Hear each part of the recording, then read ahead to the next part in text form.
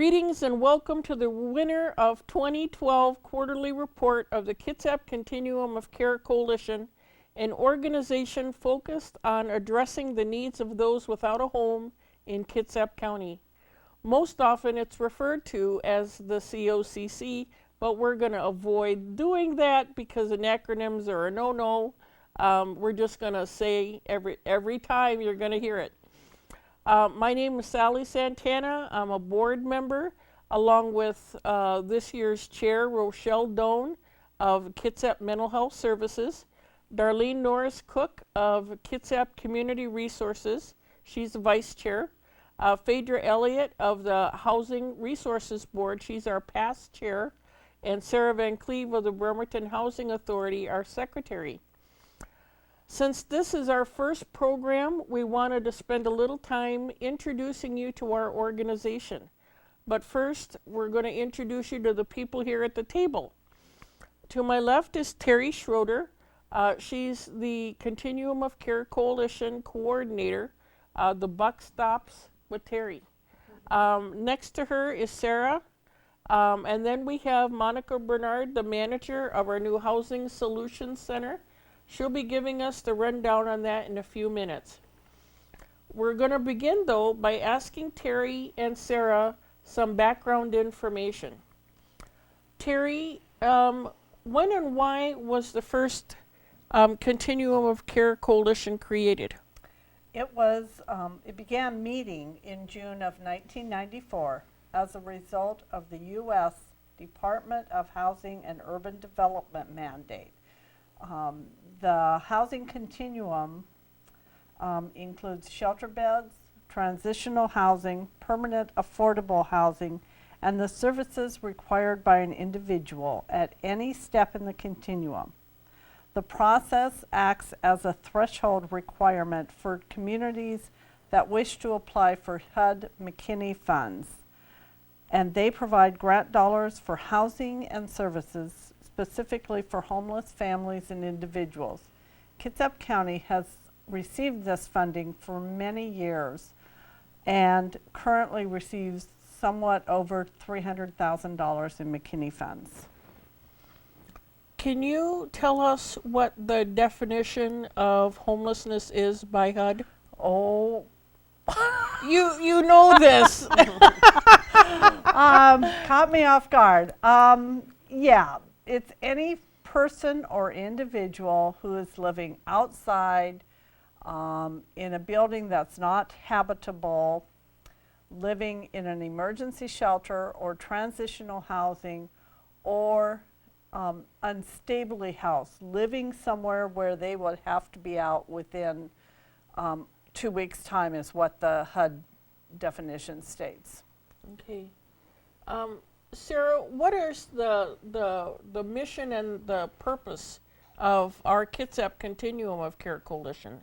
Well, I'd have to say that the mission of the Kitsap Continuum of Care is to provide leadership to end homelessness through the planning and coordination among the social service providers in our area.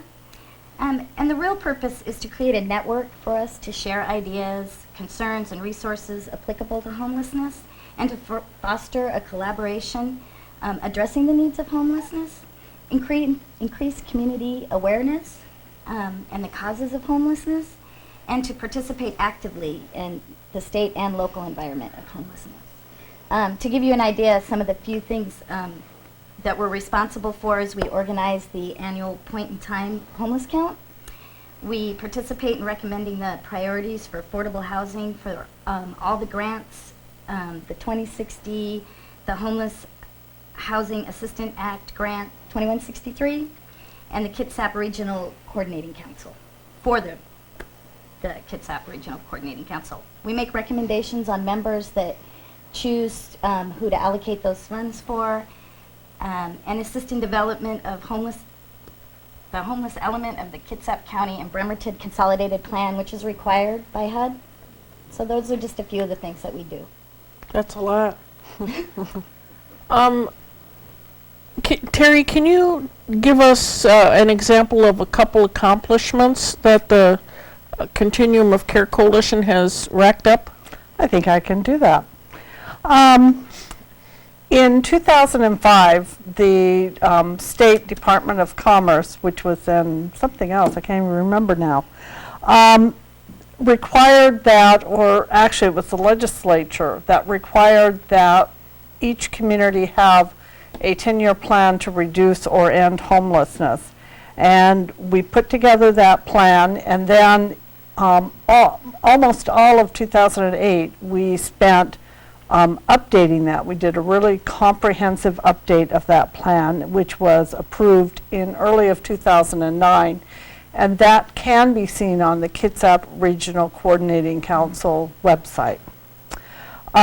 We also started a severe weather shelter. It opened for the first time in December of 2008, and this was to provide shelter for anybody who's homeless during severe weather instances.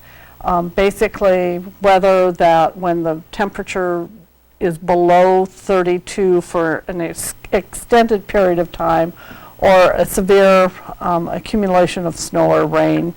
And then it opens as long as there are volunteers to staff it. And that's from March to From November to March. November through March, the 1st of November through March. Sally's Camp and Sally's Camp 2, which are run by the Salvation Army in coordination with Kitsap Community Resources, was developed out of one of the committees of the Continuum of Care Coalition. And Sally's Camp ran from February 2011 through June, and Sally's Camp 2 is started in late December of 2011, and I think it's scheduled to run into June. And those are really areas that have been proven to be helpful to those who are homeless or becoming homeless. We also produced a brochure, How You Can Help the Homeless in Kitsap County, and it just has some ways in which anyone can do something to help.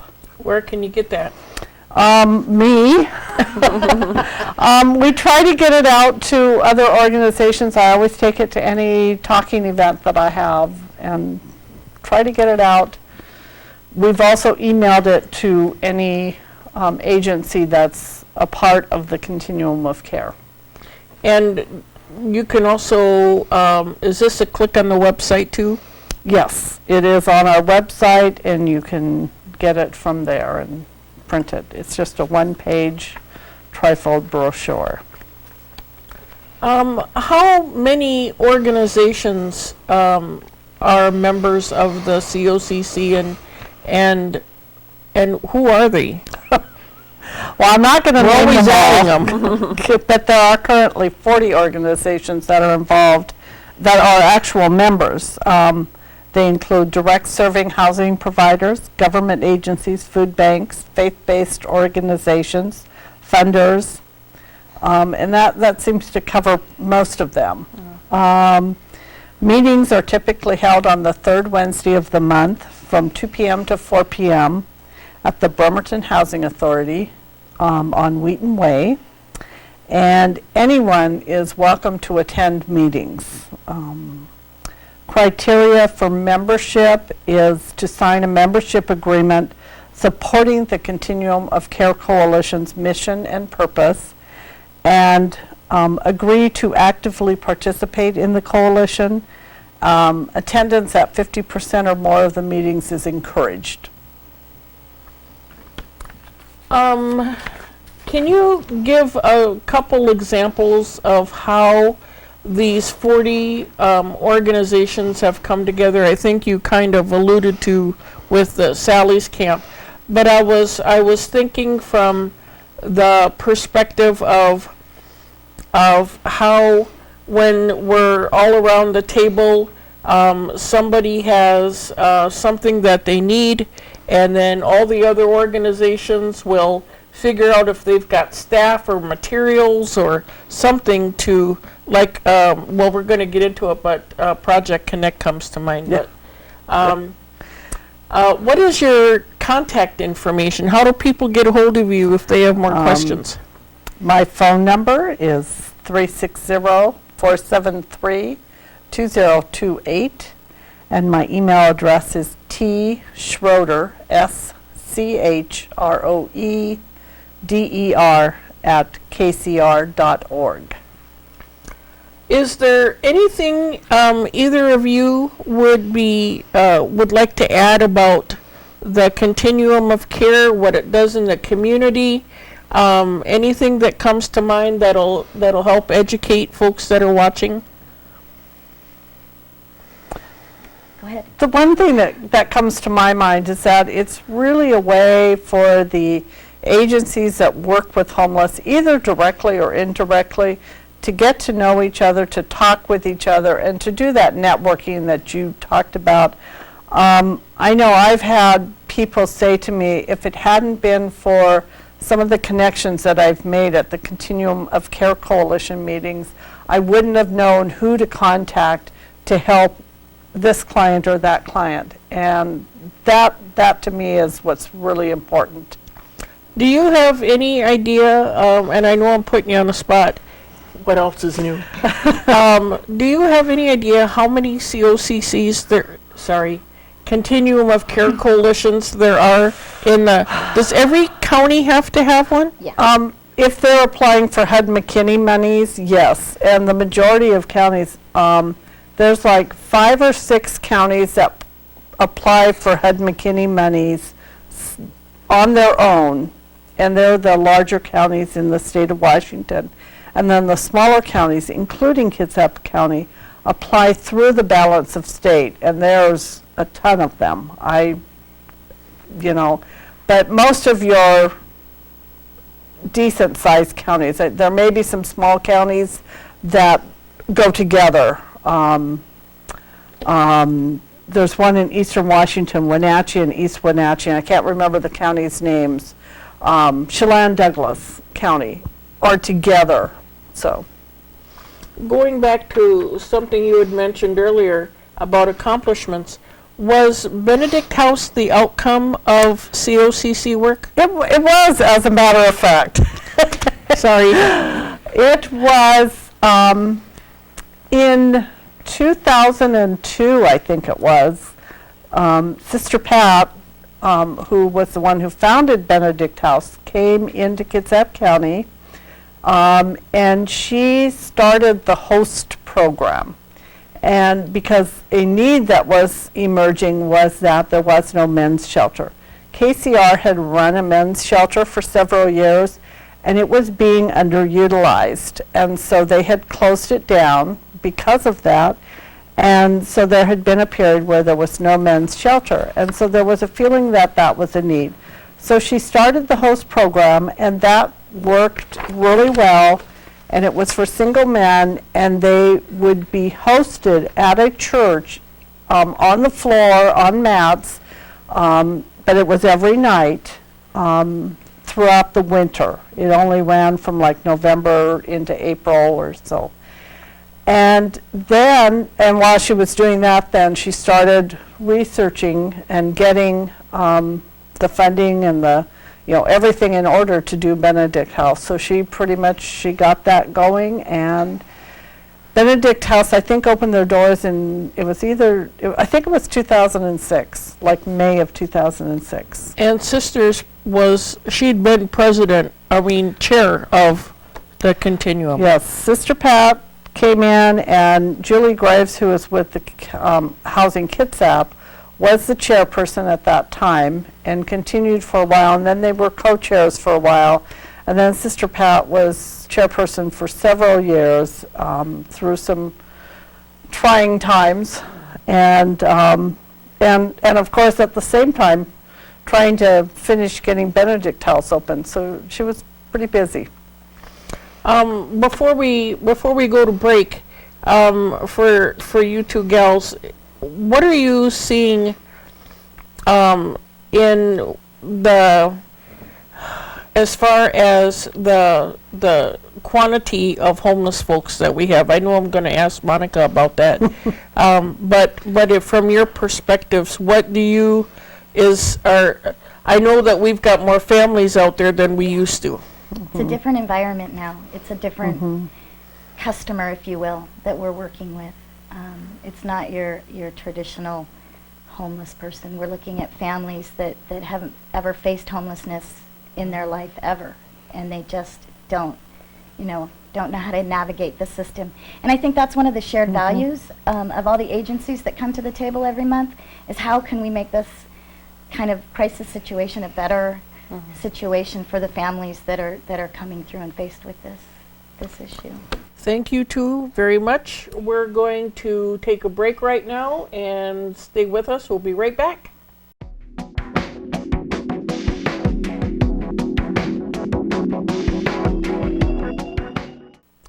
Welcome back.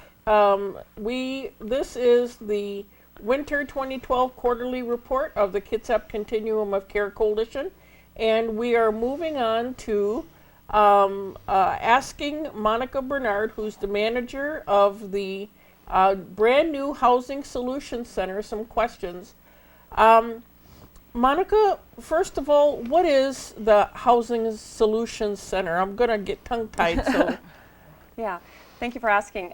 The Housing Solutions Center is managed by Kitsap Community Resources, and it provides a single point of entry for all the folks in our county that are navigating the services surrounding homelessness. So we serve folks that are either homeless, literally homeless, maybe living in their cars, living in buildings, living in places not really meant for human habitation, or people that are facing imminent homelessness. Like maybe they're in an apartment, but they've had an unexpected expense, they can't make their rent, they have a 3-day pay or vacate, and they need to get out and they need help, or they're going to be homeless. So we have the kind of services, we can refer them to places across the community that can help them.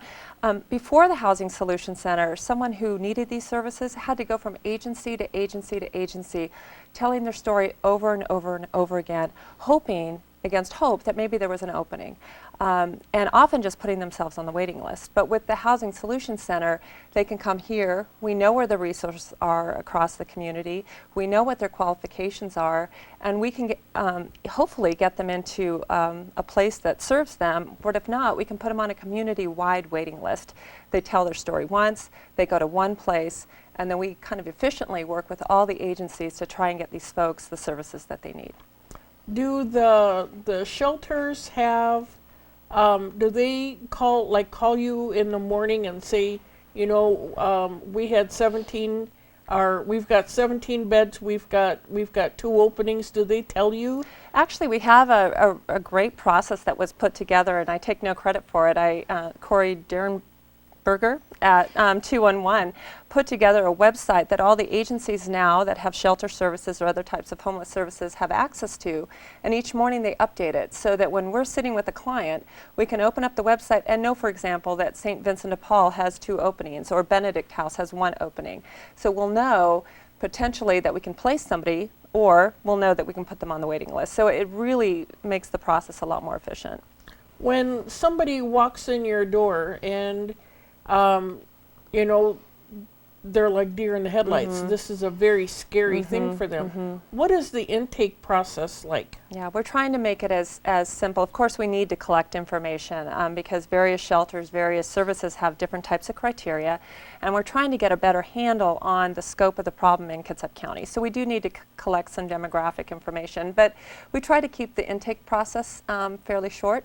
There's an intake application that they would have to fill out. It probably takes 5 minutes, maybe 10 minutes. They don't need to bring us paperwork proving that they're homeless.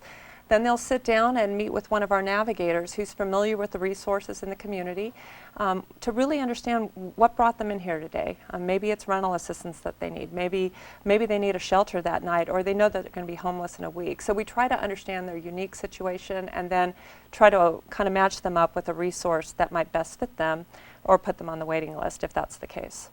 What kind of documents, if someone is hearing this and it's imminent for them, when they walk in the door, what kind of documents should they have with them? Really, when they come to talk to us, they don't need to bring documentation. We do need to have we do need to have, for the application itself, Social Security numbers, ideally for them and for their children, if they have that.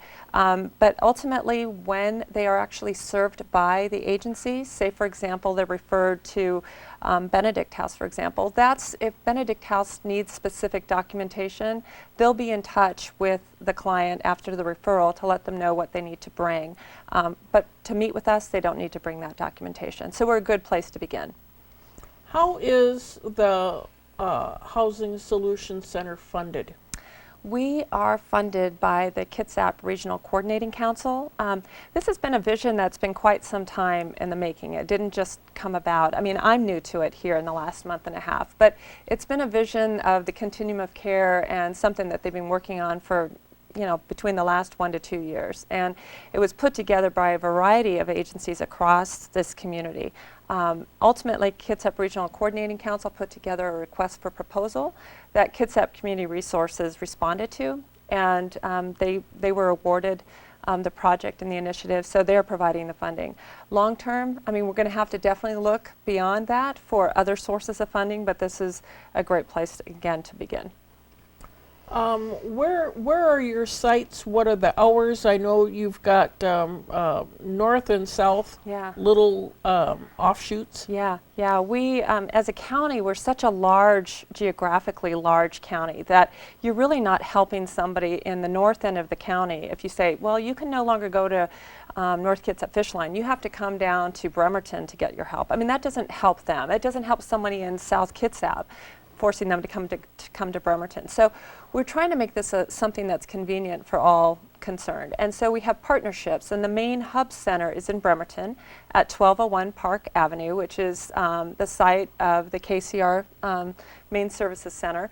But we also have a partnership, they're called subcontractors, with North Kitsap Fish Line. And I have their address, they're 18916 3rd Avenue Northeast in Paulsbo.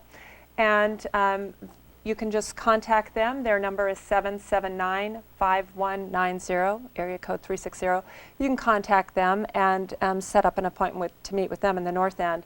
In the south end, it's South Kitsap, KCR's main site, and they're located at 1211 Bay Street in Port Orchard, and the number to contact there is 360-473-2146, and you can either stop in for an intake appointment directly, or you can call for an appointment. Finally, the young people in our community don't often feel comfortable accessing these adult social service agencies, and thankfully we have a great partnership with Coffee Oasis to do the same types of Housing Solutions Center services for the youth. And they are, trying to see if I've got yes, they're at 822 Burwell Street in Bremerton, and their number is 377-5560. So you can contact them. Anybody can contact them to make an appointment or stop in. You sent me an email last week that was, I thought, rather profound. And it had to do with the number of people that you see that are coming in. Can you briefly give us some idea of the sense of emergency people have, numbers? Yeah, we've just been open since February 1st, so I just have numbers obviously since then. So some of my information is just based on that limited experience. But during that time, we have either had phone calls at one of our sites, either phone calls or actual walk-ins of more than 200 people. And of that, 125 have actually sat down and had a face-to-face appointment. Others just came in for the application and wanted to schedule the appointment for a later date. So we've seen essentially over 125 people in maybe 7 days of operation. Sadly, we can't place everyone into immediate shelter that night. There's simply often not enough beds available, or we may not have the beds for their particular demographic. For example, men, the Benedict House may not have beds and they may have to be on a waiting list, so that's really sad. And we don't have an unconditional shelter in our community right now that gives them the opportunity just to send somebody if they don't have a spot, here's a place you can go in the meantime.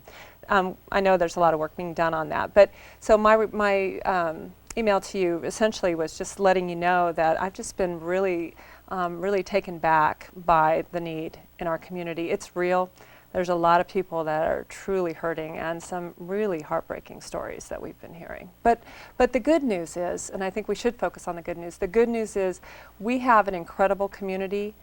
There are a lot of agencies, committed leaders, great individuals that want to help, and that's really, really done a lot to bring this to reality and trying to alleviate the experience of homelessness. So.